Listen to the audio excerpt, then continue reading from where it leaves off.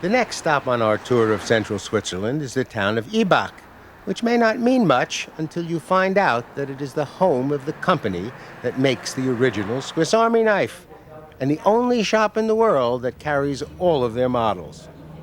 Charles Elsner was a master knife maker who originally sold his knives in his mother's hat shop.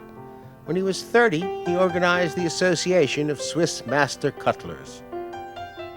The objective of the association was to produce a pocket knife for the Swiss military. Now, the Army was already buying knives, but they were buying them in Germany. In 1891, the first Swiss-made Swiss Army knife was delivered to the Army, and this is one of them. It had a long blade, a screwdriver, a can opener, and a reamer for punching holes, and that was it. The Elsner family is still delivering pocket knives to the Swiss Army, but this is what a Swiss Army knife really looks like. It's made of a lightweight aluminum alloy. It has a blade. It has a small screwdriver with a can opener. It has a big screwdriver with a cap lifter and a wire stripper and a reamer for punching holes.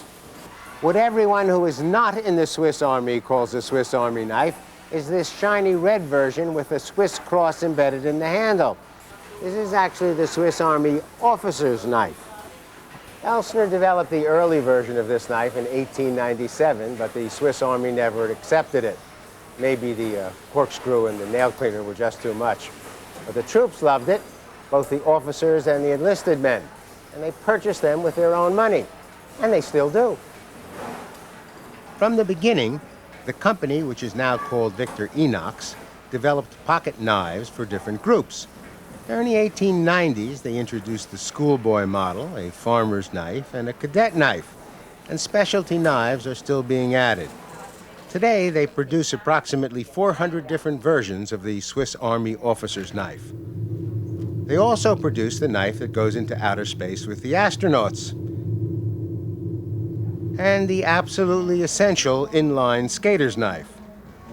But the only place in the world where you can see and purchase every model made is just a few blocks away from great-great-grandmother Elsner's hat shop, where the first knives were sold over 100 years ago.